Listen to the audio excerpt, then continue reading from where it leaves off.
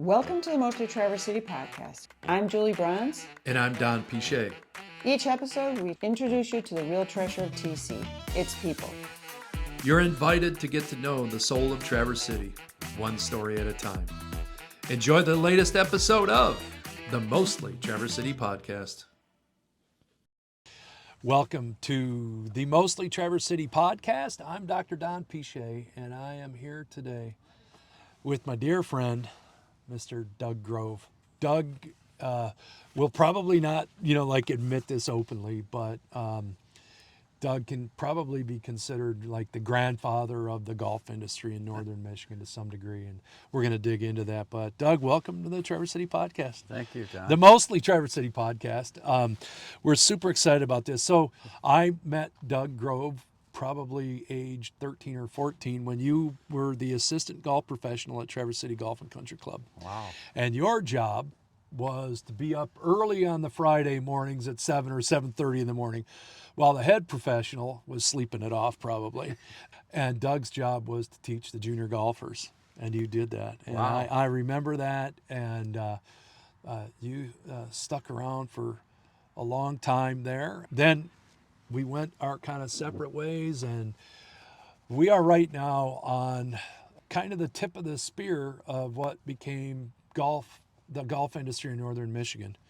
We're on the driving range at the Bear, and the next time I went off to college, the next time I remember seeing Doug was on this hole right behind us, and it was about 40 years ago, right around now, you were playing golf with Mr. Nicklaus.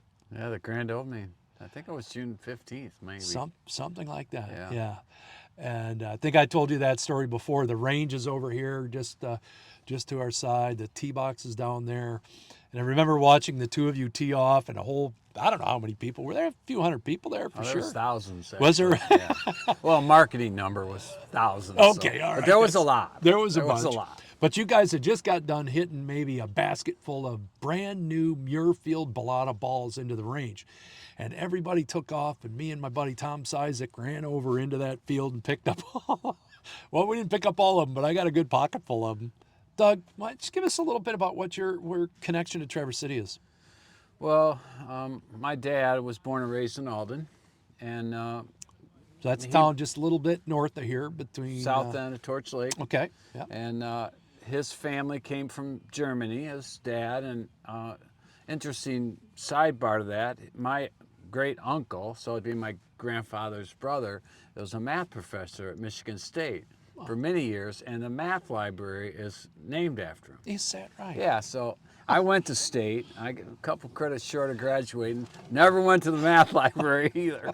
But they'll anyways, probably still let you in. Yeah, so that's kind of how. And came up here one summer with my dad. My dad had bought the family farm, and he was a member at the country club. And Jack Rosley's assistant quit in mid-season or whenever.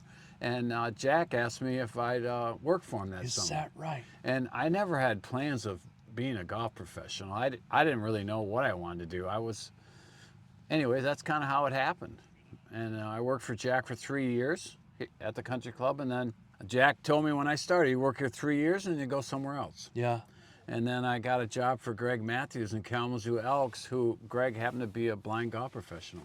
No kidding. Yeah, he lost his eyesight to sugar diabetes, and I would drive him around a little bit in the shoulder season. I just worked for him for 1 year. Yeah. And he gave speeches. He had a leader dog, and he talked about showing gratitude and being gracious and grateful, and all the things that kind of make us human. Made an impression on me. That kind of.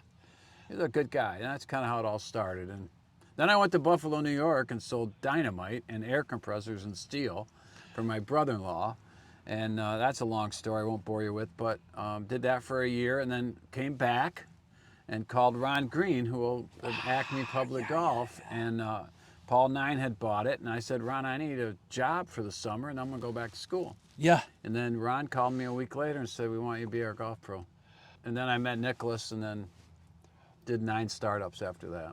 So that's kind of interesting. I want to dig into that. You were here, Nicklaus opens this golf course. That was right in kind of the I mean, that was like that was the surge for Nicklaus golf. I mean, that was right in the middle of, he was making golf courses all over the world. He was the name in golf course design, build, and you were right on top of that. And you were here for a couple of years as leading that thing. Am I right about that? I was here, I guess it was 79 or 80, and then Jack and I did the grand opening in 85. We kind of hit it off. And he saw something in you. Well, it was kind of funny because when I applied for Country Club of the South in Atlanta, Jack was an owner. Yeah. And his marketing guys, who were 35-year-old, young, good-looking guys that probably were, Like these cats behind yeah, us. probably friends of his buddies' kids or something. Yeah. Well, they said, we want Grove, and Jack goes, I don't know about Grove. And they're like, well, what do you mean? They're like, well, he's kind of cocky, don't you think? I'm like, what? And anyways, I got the job. So that's kind of, and then we got along great. I mean, he's a class act, obviously. And so you had several years with him then in different facets and different places. Yeah, And how did that?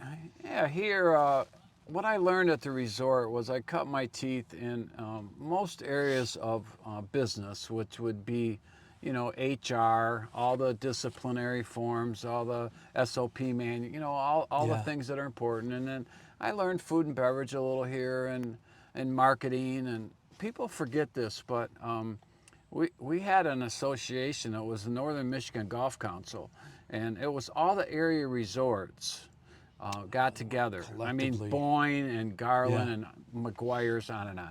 So I happened to be president. I was probably the least qualified of everyone because it was all the owners. But, I guess with my personality, I got along with everybody, and they said, why don't we just put Grove in charge? So we hired, for 60 grand, we hired public associates out of Lansing to promote golf in the United States, because a lot of people thought cars when you thought of Michigan, right. Detroit.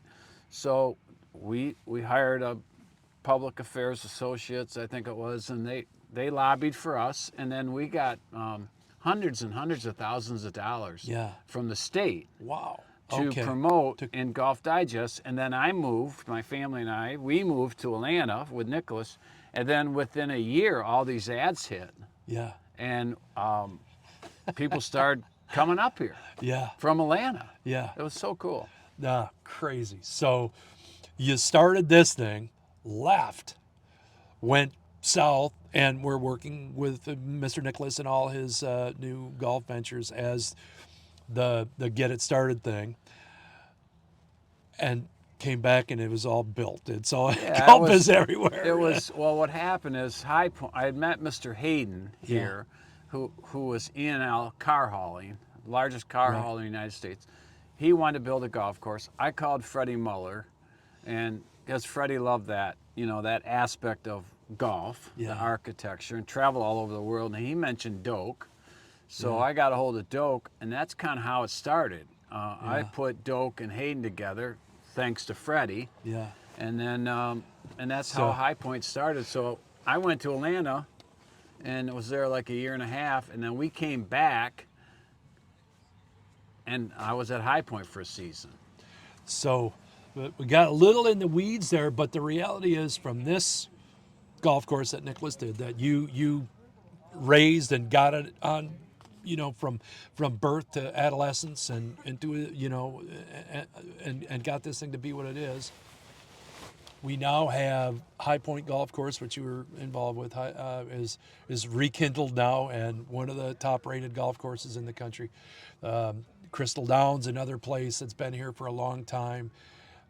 Kingsley Club, Lock-and-Heath, amazing golf in this place, and it's got to make you feel something about, like, God dang, look at what happened here, Well, we talk about it, my buddies and I, there's probably three things that happened. Was the film festival, number one, and then the horse show, right, came to town, and then COVID hit. This area, I like to refer to it as, my expression is the next Aspen or the next Vail. Yeah. I mean, people just want to live here. Yeah.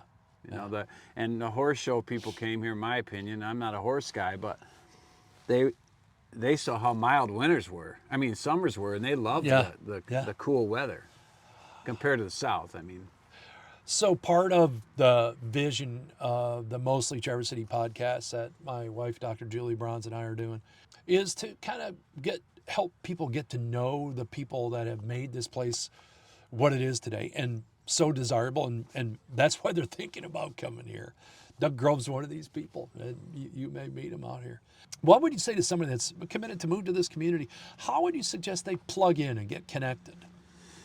well, there's volunteering is always nice.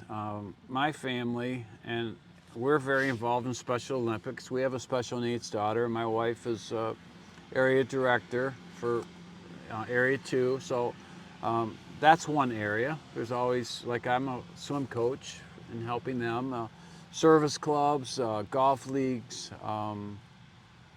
Those are a couple quick things that come to mind. But just service clubs also. You know, I heard Al Zielinski say that, and he's right. Service clubs are a great way to meet people. I think that's one of the things about, people come here and they play the golf courses and they hit the vineyards and the wineries and they go to the great restaurants, but they really don't really understand how rich the community is, And although I think it's probably palpable to people, because they could be doing something like this in Myrtle Beach and not have like, God, I just can't wait to go back there. You know what I mean? Like there's got to be some sort of energy that makes people want to come here. Well, it's, as well as I do, Midwestern people are so kind and gracious, and manners still matter. Right. Yeah, and that's a big, to me anyways, that's a big part of the area is the people and how polite and not rushed. Yeah. I'm pretty high strung. I might be the exception, but the people are great here. And I just love Traverse City. We moved up out of Rochester Hills, and we did Lock-and-Heath was the last project that we did, and back to me. But then we did Garland, helped a little bit with Garland, and then I got out at 50. And at Boyne, I ran the Boyne Country Sports Stores for a year or so. They had too many stores. Bernie knew that. He closed a few and down in the city. And I got out. I went into manufacturing and right here in Traverse and loved it. But you're still passionate about this game. It's in you. For sure. Yeah. Yeah. We were talking about this morning, what's nice about golf now, in every aspect of business, people are, in my opinion, are more balanced now. Like golf professionals, not all of them, many of them are working 5 days now, and that's great. Yeah. Back in my day, It was 7 days a week, bro. We were working 6, 7, and you were just, that's just the way, it's what was expected, so. But anyways. there was something about it. I mean, I'll admit, I spent some time pursuing that, thinking that's what was important to me. And I think more than anything, I think that environment, people like being in a place where they feel known and cared for. And I think that's what a club does. Whether that club is a golf club, I knew it from a golf club because that's all I knew from age 10 or 11 or 12, whenever we started at the country club. That's what I knew existed there, but it exists in other places too, but I knew it was there. That's true. It's funny you mention that. Tim Cerny, who was we called him in our day bag rats, but he said that I impacted him on never saying yeah, always say yes. And he said, I told him, don't tell people your problems. 80% of the people don't care. And the other 20, they're glad you got them. But, I used to tell him, he said, that just get them talking about themselves and ask them questions. And he made a really good point when we were playing at Kingsley for the junior golf fundraiser. He said, I'll never forget it. I just heard a few weeks ago. If you're interested, you become interesting. So if I'm genuinely interested in you and your game, I don't mean it egotistically, but all of a sudden, me or anyone, it becomes interesting. Yeah. Be more interested than interesting. Yeah, and that's kind of the feel of the whole area, in my opinion. Yeah, I think, that is interesting that you say that. Yeah, for sure. But one point I wanted to make about this club resort is people forget back in the 80s when we opened the original golf course, we were the first facility to make carts mandatory. Oh, yeah. People, we finally opened, the golf course, Bruce, and they would say, I think it was 2350 or 2750, and they had to take a cart. Yeah. Oh, that was a challenge. Yeah. And Yeah. now everybody does it. And then we were also the ones that started bag staff in the lot with uniforms. Nobody did that. Yeah. And we also started twilight rates. And Paul Nine was pushed back on that a little bit. Really? And I'm like, Paul, it's sitting here. I mean, we're selling time. Yeah, right. Let's get people on the golf course. Let's get exposure. So I'm kind of proud of that. Yeah, and speaking of the twilight, I mean, if I had my druthers, I'd play at 3:30 or 4 o'clock in the afternoon all the time. Me too. And I mean, as a kid growing up at the Traverse City Country Club, and playing, into the evening. I remember coming down. Well, we used to be 17. I don't know what hole it is now, with the sun at my back and the big long shadows, and that was fond memories. And I want to ask you, Doug, what would people that know you well, what would they say is your superpower? That's quite a question, actually. When I was in manufacturing, the guy that took to me that changed, basically, he just helped me tremendously. I said, Mr. O'Malley, I'm just a click or two above average. And he goes, Doug, you're giving yourself way too much credit. So I'm not the smartest guy, but I have very good instincts, and I care about people. I care about their happiness. I'm very organized. One thing about manufacturing, I went into lean, and I value stream map. I have my green belt in value stream mapping. It's just studying the processes. So I guess that would probably be it, that I'm gonna get it done, right? I mean, I was a startup specialist. I did 9 of them. So 9 golf courses you started. Yeah, for... 9 projects, and people knew that, and that's what they told me in manufacturing too. They said, Doug, we know you're going to get it done. And I was raised, my dad taught me, hard on problems, soft on people. Focus your attention on the problem. And don't beat somebody up, And he used to say, that was a big expression. That's a gold nugget right there. Do you hear that? Yeah, that's a... Hard on people, soft on problems. Hard on problems, soft on people. And it's kind of funny, like one of our assistants, Jim Johnson's a pro out in Minneapolis now, and he called this winter actually, and he mentioned it. He said, and so I think we've talked about it before, all of us, as you get old, I'm 70 now, and you don't realize, at least I didn't, the impact that you had on people. And then you run into these people 40 years later, and they tell you these sayings that you said, and so, that's makes you feel pretty good. At least makes me feel good. Makes me feel good to be a friend of yours too. Yeah, me too. You're a very relaxed, gracious guy. Doug, anything you want to add, or? I have a philosophy on money. I'm really good at making money. I'm even better at spending it. But there's 2 aspects of money. There's the intellectual side of money, how much you make and paying your bills and all that stuff, right? And then there's the emotional side of money. And in my opinion, a lot of people live in fear of money. Am I going to have enough or retire? How come I don't make more? How come my utility bills? I would advise people just to take an attitude of to call it happy money. The emotional side of money, happy money, glad you have what you have. And be thankful you can pay your bills. And be thankful that somebody thought enough of you to hire you. And then before you know it, you're going to get promoted. Yeah. That's pretty cool. That's pretty cool. And that's how I look at it. Yeah. Well, Doug, this has been our reconnecting a few years back has been, a true blessing in my life, and this opportunity to sit down and kind of pick your brain a little bit.